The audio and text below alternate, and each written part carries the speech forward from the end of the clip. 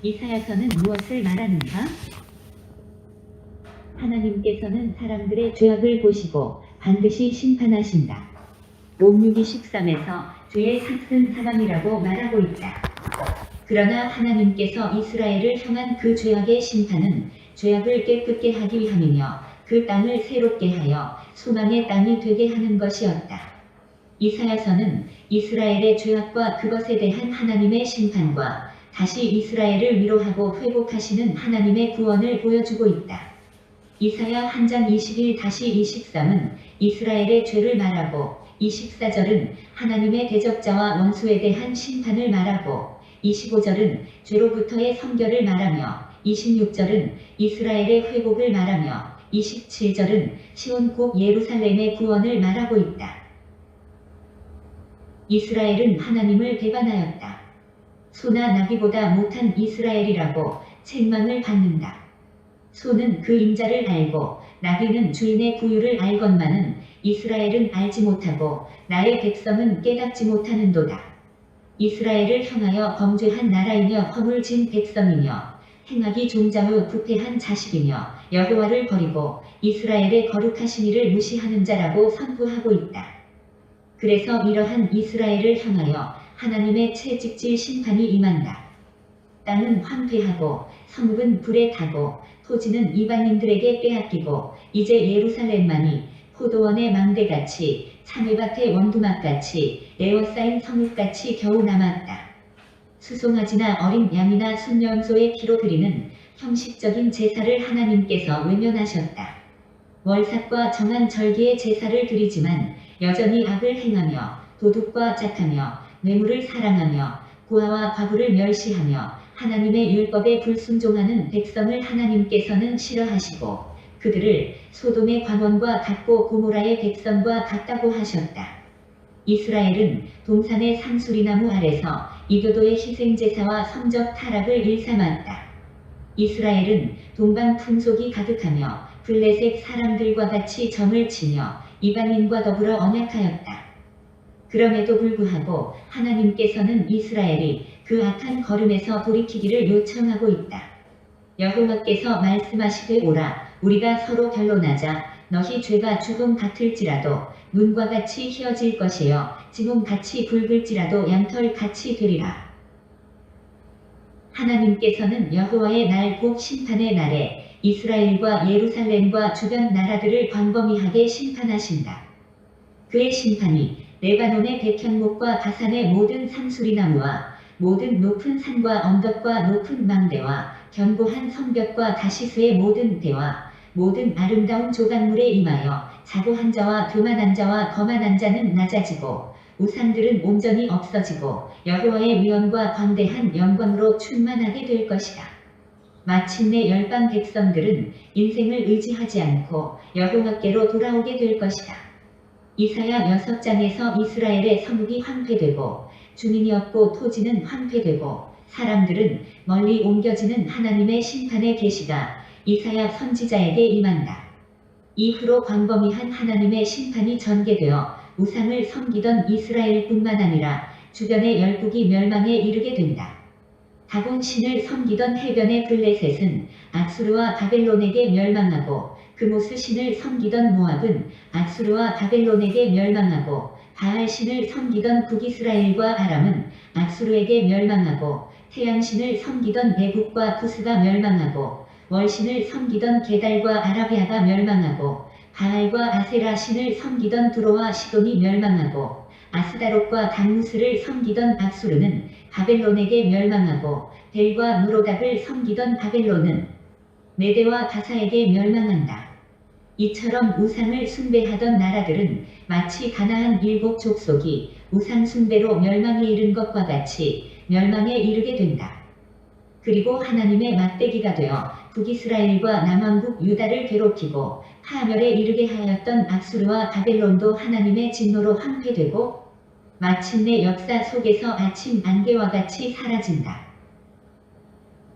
말일에 예루살렘으로 만방이 모여들게 되는 이유는 거기에 여호와의 성전이 있기 때문이며 거기에 하나님의 율법이 나오기 때문이며 거기에 하나님의 통치가 있기 때문이다.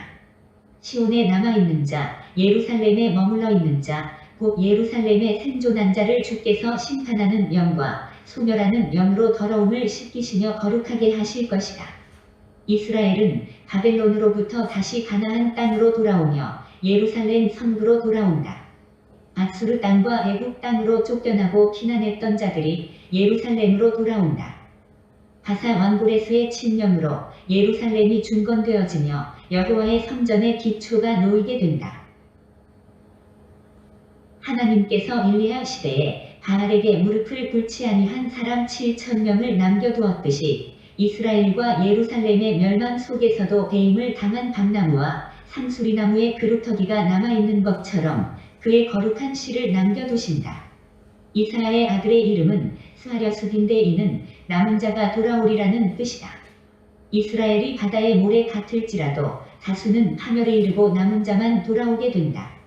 하나님께서 애굽의 해수를 말리시고 길을 내었듯이 유브라데 하수를 말리시고 거기서 7개의 길을 내시고 바벨론에서 남아있는 자들이 신을 신고 건너게 하신다. 이사야는 왕이 되신 그리스도의 통치를 말하고 있다. 처녀가 잉태하여 아들을 낳는 징조를 통하여 장차 육신을 입고 이 땅에 오실 그리스도 곧 임마누엘의 사건을 나타내고 있다. 전능하신 하나님이여 평강의 왕으로 오시는 한 아기 예수의 출생을 말한다. 이새의 줄기에서 나온 한 싹은 성령의 충만으로 오실 그리스도를 말한다. 시온의 한 돌 곱이 험한 돌은 그리스도를 말한다. 그리스도는 하나님의 종이며 세상의 정의를 세우신다. 그리스도는 속죄의 희생양으로 드려진다.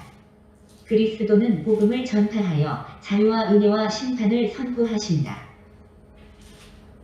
이사야 선지자는 예루살렘의 멸망을 경고하며 나아가 예루살렘의 회복과 그리스도로 말미암아 주어질 구원과 평화와 새 하늘과 새 땅의 그 날을 바라보며 외치고 있다. 그리스도의 구원의 빛은 이스라엘뿐만 아니라 세계 열방의 이방인에게 이르게 된다. 오늘은 이제 우리가 이사야서 말씀을 돌아보기를 원합니다. 이사야서는 이제 구약 성경 중에도 좀 유명하죠. 대선지서, 소선지서 이렇게 나오는데 이사야, 에레미야, 에스겔서는 이제 다니엘서, 대선지서에 속하고 나머지는 이제 소선지서에 속하는데 여기서는 이제 분량이 많기 때문에 대선지서로 이렇게 분류하고 있습니다. 그래서 이제 이사야서는 특별히 이제 이 문장이 화려하기로 유명합니다. 그래서 아주 아름다운 문장들이 많이 나오고 이사야서의 주제는 이제 심판과 구원입니다. 심판과 구원.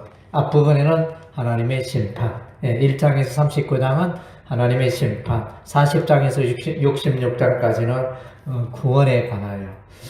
이를 이제 다르게 표현하면 앞부분은 1장에서 39장은 이제 구약적인 성격이 강하고 40장에서 66장은 신약적인 성격이 강하고 그래서 이제 우리가 성경이라 이라면 구약 39권, 신약 27권 이렇게 해서 39, 27 그러잖아요. 그래서 이제 이사야서 구조가 1장에서 39장 구약, 다음 주 40장에서 66장 신약적인 성경.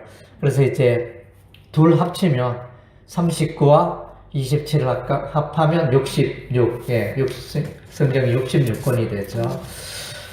그런 이제 흐름도 있고 이사야 선지자는 이제 왕가의 친척이었습니다. 왕의 친척이 되는 그런 사람이었기 때문에 특별히 이사야 선지자는 왕궁의 출입을 자유롭게 하면서 이렇게 하나님의 메시지를 왕에게 전하는 그런 이제 위치에 있었던 자였습니다. 그리고 이제 이 이사야가 활동했던 시대는 보니까 우시야 왕, 요담 왕, 아하스 왕, 히스기야 왕 이렇게 이제 4개의 4대에 걸친 왕을 소개해주고 있는데 이사야 선지자가 실제로 이제 생존했던 그 연대는 이제 히스기야의 아들 므낫세 왕까지 살았다고 그렇게 판단을 하고 있습니다. 왜냐하면 이제 아수르의 산헤립 왕이 죽는 사망하는 사건을 이사야서가 기록하고 있기 때문에 주전 BC 681년에 산헤립이 죽었는데 그때까지 역사를 기록하고 있기 때문에 결국은 그때는 이제 므낫세 왕이 통치하던 그 시대와 연결된다 하겠습니다. 그리고 이제 이사야 선지자가 어떻게 죽었는가?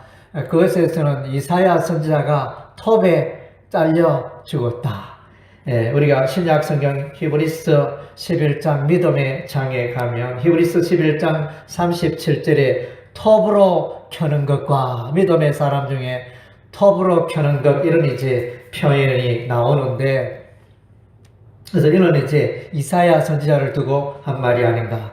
그래서 전성에 따르면 이사야 선지자가 막 쫓기는 므낫세 왕의 신하들에게 막 쫓기는 신세가 되었는데 그래서 너무나 다급하여 이렇게 숨을 데가 없나 이러면서 어디로 숨느냐 큰 고목나무 틈 속에 들어가 버렸어요. 거기에 몸을 딱 숨기고 있었는데 그러니까 그 나무가 이제 이렇게 딱 이렇게 가려져 가지고 오므려졌는데 그래서 가려져서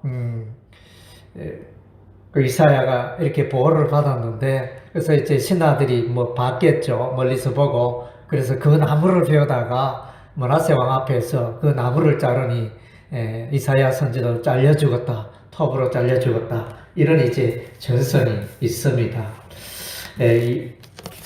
이사야서의 구조를 이렇게 보면 1장에서 12장은 이스라엘을 향한 임박한 심판, 그리고 13장에서 35장은 이방 나라에 대한 심판, 그리고 36장에서 39장은 히스기야 왕의 역사를 다루고 있고 40장에서 66장은 이스라엘의 미래 축복에 예루살렘의 미래 축복에 관한 것을 기록하고 있습니다. 그래서 이제 두루마리 이사야서의 원본을 보면 이제 33장과 34장 사이에 틈이 있습니다. 33장과 34장 사이에 세 줄의 빈칸이 존재하기 때문에 그래서 이제 브라운리라는 신학자는 1장에서 33장, 34장에서 66장, 33장까지 제1권, 다음 제 66장까지는 제2권 이렇게 분류하기도 합니다. 이사야서의 주제는 이제 거룩하신 하나님 나타납니다. 거룩하신 자, 특별히 이사야서 7장에 이렇게 나타나고 그래서 이제 여호와 하나님이 거룩하시니까 심판의 주체가 되는 거죠. 여호와 하나님은 거룩하니까 거룩하지 못한 그 죄인들을 타락한 이스라엘 백성들을 심판하시게 됩니다. 그리고 이제 이사야서의 주제는 이제 구원자, 구속자가 되신 하나님을 또 말씀해 주고 있습니다. 그래서 시리아와 에브라임 동맹 가운데 또 유다 나라를 구원하시고 또 아수르 나라에서 유다를 구원하시고 바벨론에서 유다를 구원하시고 이런 이제 구원의 하나님을 또 만나게 되어집니다. 그리고 이사야서에 다루는 중요한 주제는 남은 자 사상, 남은 자 사상. 그래서 이제 하나님께서 이스라엘 백성들의 죄악으로 말미암아 불순종으로 말미암아 멸망이 되고 바벨론 포로로 가지만은 때가 되면 70년 이후에 다시 돌아오게 하십니다. 그래서 그 남은 자 사상이 이사야 1장 8절 9절에 보면 그런 내용이 납니다. 딸 시온은 포도원의 망대같이 참매밭의 원두막같이 에워싸인 성읍같이 겨우 남았도다. 만군의 여호와께서 우리를 위하여 생존자를 조금 남겨두지 아니하셨더라면 우리가 소돔 같고 고모라 같았으리로다. 여기 보면 이제 포도밭에 큰 포도원에 그 망대, 한쪽 부분에 망대, 참외밭에 원두막. 그래서 이런 것들을 통해서 이제 포도밭의 망대처럼 참외밭의 원두막처럼 이스라엘에 남은 자가 있을 것을 또 말씀해주고, 그래서 이 남은 자 사상을 로마서 11장에도 나타납니다. 로마서 11장의 남은 자 사상은 이제 엘리야 시대에 엘리야가 불평하면 하나님이여 이제 모든 선지자들이 다 멸망당하고 저만 나 홀로 남았나이다 이러니까 하나님께서 바알에게 무릎 꿇지 않은 7천 명을 남겨두었다 이렇게 말씀하셨습니다. 그래서 하나님께서 환란의 시대에 항상 남겨준 자들이 있다는 것입니다. 그래서 또 거루터기라는 표현이 나옵니다. 6장 13절에 보면 거루터기 표현이 나오는데 그 중에 10분의 1이 아직 남아 있을지라도 이것도 황폐하게 될 것이나 밤나무와 상수리 나무가 배임을 당하여 그 거루터기는 남아있는 것 같이 거룩한 씨가 이 땅의 거루터기니라 하시더라. 그래서 이제 나무가 배임을 당하잖아요. 나무가 그래서 이렇게 배임을 당하지만은 도끼로 또 톱으로 배임을 당하지만은 그 뿌리는 이 둥치는 남아 있어서 거루터기는 남아 있어서 이제 봄이 되면 거기서 또 새싹이 올라오고 또 지나면 나무가 되고 이런 이제 일들이 일어납니다. 그러니까 결국은 그것이 이제 예루살렘 바벨론이 멸망하지만은 그러나 이제 남은 자들이 거루터기의 삭과 같이 다시 올라온다는 것입니다. 거루터기 사상이 되어지고 또 이사야서 11장 11절에도 보면 그날에 주께서 다시 그의 손을 펴사 그의 남은 백성을 아수르와 애굽과 바드로스와 구스와 엘람과 시날과 하맛과 바다섬들에서 돌아오게 하실 것이라. 여러 바벨론으로 말미암는 예루살렘 실판 중에 뿔뿔이 흩어졌던 그 백성들이 때가 되매 예루살렘으로 돌아온다는 것입니다. 그리고 17장 4절에서 6절에 보면 또 이렇게 17장 6절에 보니까 그러나 그 안에 죽을 것이 남으니 감람나무를 흔들릴 때 가장 높은 가지 꼭대기에 과일 2-3개가 남음 같겠고 이런 표현이 나타나옵니다. 그래서 이제 감나무에 혹은 감람나무에 보면 꼭대기에 대롱대롱 우리가 시골 가보면 그런 게 있죠. 그 확대라 그럽니까? 대나무로 높은 데까지 다 타는 더 높은 데는 대나무가 가지 못하는 그곳에는 이제 감이 대롱대롱 달려 있는 것처럼 여기서 이제 감람나무에 그 열매가 몇 개 달려 있어서 이것이 이제 남은 자 사상과 연결이 되어집니다. 그리고 이제 이사야서 7장 3절에 보니까 이사야의 아들 스알야숲이 등장합니다. 그때 여호와께서 이사야에게 이르되 너와 내 아들 스알야숲은 윗못 수도 끝 세탁자 밭 큰 길에 나가서 아스를 만나서 여기에 스알야숲 이것은 이제 남은 자가 돌아온다 이런 이제 의미가 되어집니다. 남은 자에 대한 사상 우리 하나님께서 이제 이스라엘 백성들이 반드시 이 남은 자는 하나님 예비한 자고 새벽이슬 같은 자고 이렇게 경건한 자고 하나님을 사모하는 자고 그렇게 돌아옵니다. 그래서 이제 우리가 성경을 읽어보면 주로 이제 제사장과 레위 사람과 너디님 사람과 이런 이제 그런 부류의 사람들이 돌아오게 되어지는데 이들이 남은 자가 되어집니다. 그리고 이제 이사야서의 주제 가운데 여호와의 종이라는 단어가 나옵니다. 그래서 이스라엘이 여호와의 종이요 더 나아가서 메시아가 여호와의 종이다. 이런 표현을 하고 있습니다. 이사야 42장 1절에서 4절 보면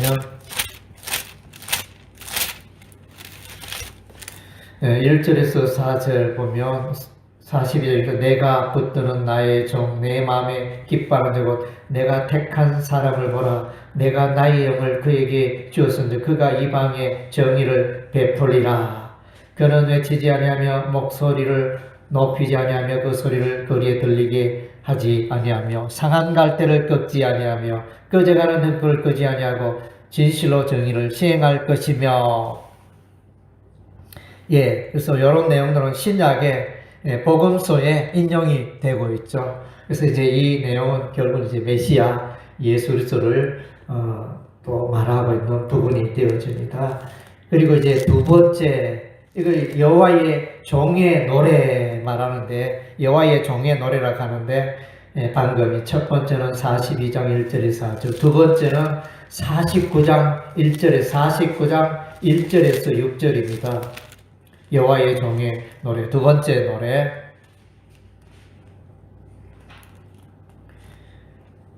그래서 6절에 보니까 그가 이르시되 내가 나의 종이 되어 야곱의 지파들을 일으키며 이스라엘 중에 보존된 데를 돌아오게 할 것은 매우 쉬운 일이라 내가 또 너를 이방의 빛으로 삼아 나의 구원을 베풀어 땅 끝까지 이르게 하리라. 여기서 이제 이방의 빛 대신 예수님 빛 대신 예수님을 말씀해 주고 있습니다. 빛으로 오신 예수님 이것은 이제 이사야서 9장에도 빛 대신 예수님을 말씀해 주고 있습니다. 9장 앞부분에 보니까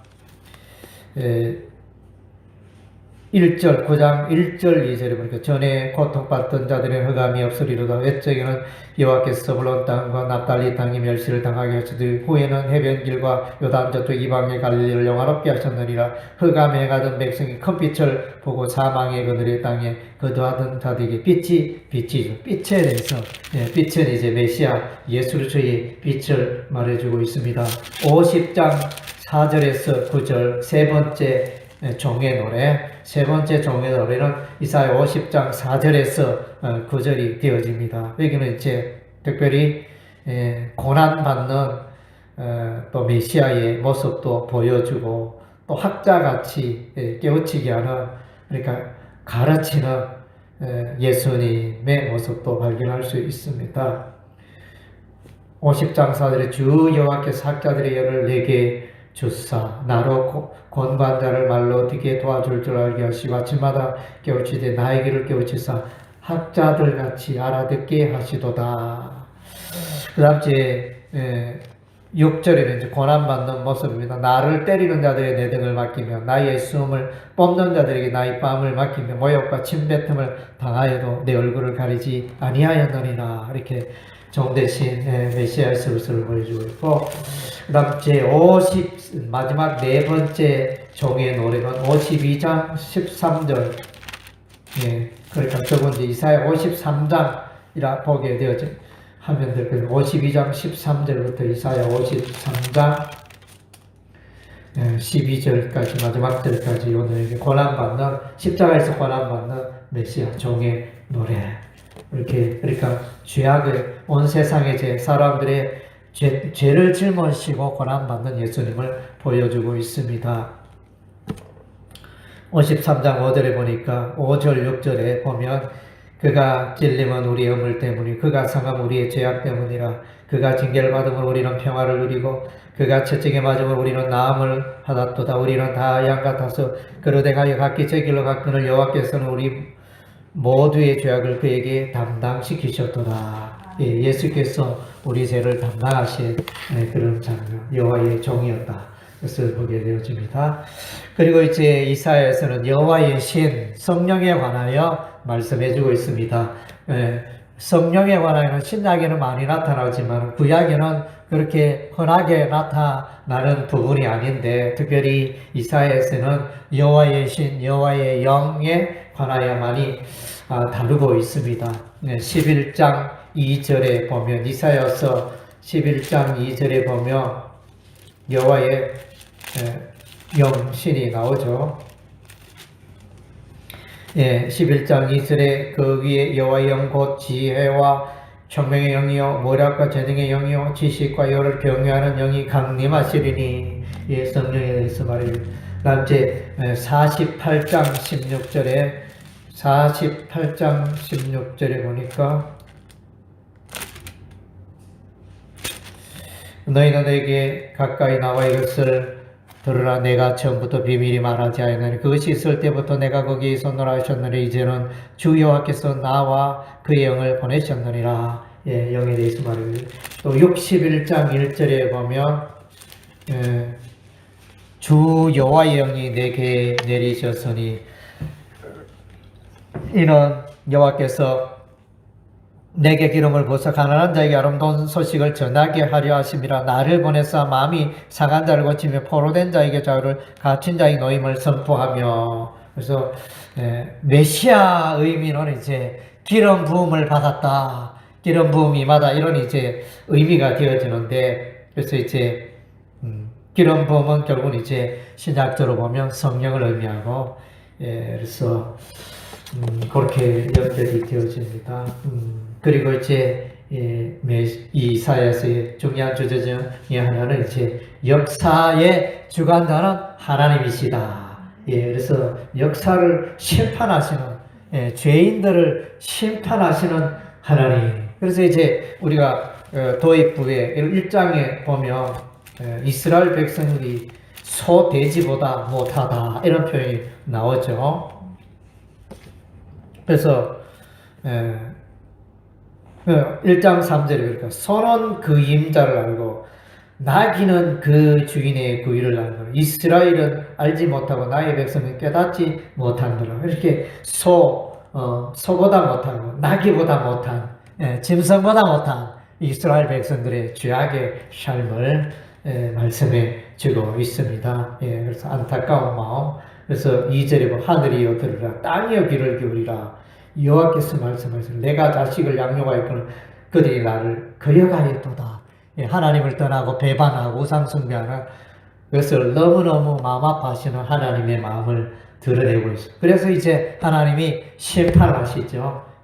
그래서 하나님이 죄 가운데 살아가는 이스라엘을 심판하시고 또 유다를, 남한국 유다를 심판하시고, 그의 백성을 심판하고 주변에 있는 그 나라도 심판하고 블레셋도 심판하시고 모압도 심판하시고 애굽도 심판하시고 두루와 시돈도 심판하시고 아수르, 하나님께서 막대기로 사용했던 아수르도 심판하시고 바벨론도 심판하시고.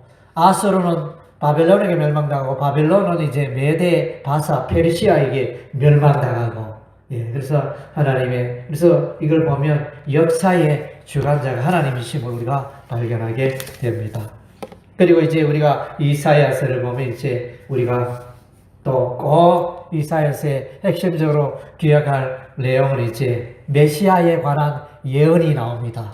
그래서 이런 말씀을 여러분들이 꼭 이렇게 암송해 놓으면 좋게 기억을 하고 마음에 새겨 놓으면 좋습니다. 먼저는 이제 그 유명한 7장 14절에 처녀 잉태, 7장 14절에 나오죠.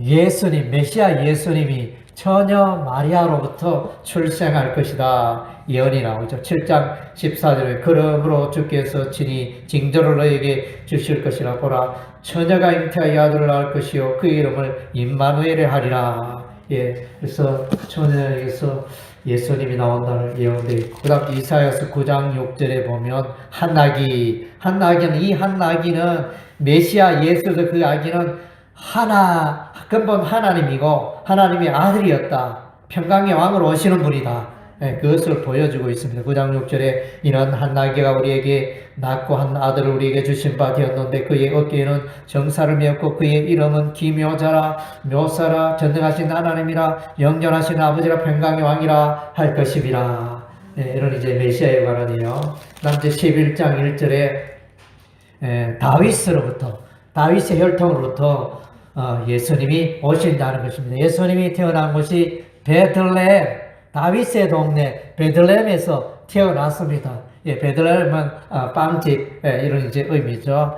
11장 1절에 이새 줄기에 산삭이 나며 그 풀에 산 가지가 나서 결실할 것이요. 예, 그래서 이제 보아스는 오벳을 낳고 오벳은 이새를 낳고 오벳은 이새인가요? 이새를 낳고 이새는 다윗을 낳고 뭔가 빠진 것 같기도 하고 하여튼 그런 이제 다윗의 혈통 다윗의 혈통을 말해주고 있는 그 다윗의 혈통 가운데 메시아 예수 그리스도가 오신다는 것을 예언해 주고 있습니다. 그리고 이사야 28장 16절 28장 16절에 보니까 그러므로 주 여호와께서 이같이 이르시되 보라 내가 한 돌을 시온에 두어 기초를 삼았노니 곧 시험한 돌이요 귀하고 견고한 기초돌이라 그것을 믿는 이는 다급하게 되지 아니하리로다. 예, 시온의 기초돌 시험한 반석이 대신 예수 그리스도를 표현해 주고 있습니다. 구약 모세오경에 보면 광야 출애굽 여정에 반석에서 물이 나오거든요. 그 반석은 고린도서 10장에 그 반석이 예수 그리스도였다. 메시아였다. 예, 그래서 그 반석은 이제 예수 그리스도를 예표하는 것이라 이렇게 말하고 있습니다. 그런 것처럼 이제 시온의 한 돌, 예루살렘의 한 돌, 이 돌이 기초가 되고 이 돌이 반석이 된 이 예수 그리스도를 믿지 않는다는 멸망당한다는 것입니다. 여기서 이제 믿는다는 단어가 중요하네요. 중요한 단어가 이제 예수는 돌로 표현되고 그것을 믿는 이는 다급하게 되지 아니하리로다. 이렇게 믿음으로 그 돌 반석 예수를 믿는 자는 구원에 이른다, 안전하다 이것을 표현해 주고 있습니다. 그리고 이제 이사야 32장 1절 보라 장찬왕이 공의로 통치할 것이며 방백들이 정의로 다스릴 것이며 여기서 이사야서에 이제 왕 예수님이 왕이고 만왕의 왕이고 그래서 히스기야 왕도 이렇게 지금 소개로 되어 있지만은 36장에서 39장까지 히스기야 왕이 소개되어 있지만은 연약합니다. 연약하고 아수르에게 포로가 되어 가지고 도움을 하나님께 기도할 수밖에 없고 또 어리석어서 바벨론 자신에게 그 보물창고 또 무기창고 다 보여줌으로 마침내 바벨론이 예루살렘을 멸망시키게 되어지는 그런 단초를 제공하는 이런 장면들. 그래서 이제 세상의 왕들은 미련하고 연약하지만 그러나 진정으로 강하고 진정으로 공의로 온 세상을 다스릴 메시아 예수 그리스도. 그래서 이제 우리가 성탄절 찬양할 때 왕이 나셨도다 이러지 않습니까? 왕이 나셨도다 찬양의 왕 대신 예수님이 오시고 이사야 42장 1절 이사야 42장 1절에 보니까 내가 붙드는 나의 종 내 마음에 기뻐하는 자고 내가 택한 사람을 보라 내가 나의 영을 그에게 주었은지 그가 이방에 정의를 베풀리라 이러면서 이제 예수님에 관하여 연해주고 있습니다. 예수님은 폭력을 행사하지 않고 예수님은 이제 온 세상에 진리를 전하고 정의를 외치고 의를 베풀고 그래서 성령으로 충만한 예수님 그래서 보여주고 있습니다. 그리고 이사야 53장 너무나 유명하죠. 이사야 53장은 정말로 고난당하는 십자가의 예수를 대속하신 예수로서 이제 말씀해 주고 있습니다. 그리고 이사야 61장 1절 기름 부음 받은 자 메시아 그래서 61장 1절에 보니까 주 여호와이 내게 내리시니 여호와께서 내게 기름을 부어서 가난한 자에게 아름다운 소식을 전하게 하려 하심이라 나를 보내서 마음이 상한 자를 고치며 포로된 자의 자유를 갇힌 자의 노임을 선포하며 그래서 예수님이 성령으로 충만하셔서 자유를 주고 평화를 주고, 예, 그래서 안식을 주시고, 예, 소망이 있게 하시고 생명을 주시는 그런 분으로 이렇게 소개되어져 있습니다. 예, 우리가 이제 간략하게 이사야서를 돌아봤습니다. 예, 그래서 예, 이사야서 말씀을 여러분들도 계속하여 읽으면서 또 큰 이사야서의 이 복음을 듣고 또 은혜를 받아 누려서 또 메시아 예수를 밝히 알게 되고 또 그분을 따르고 그분에게 순종하고 또 믿음으로 나아가는 여러분 삶이 되시기를 주의 이름으로 축원합니다. 아멘. 우리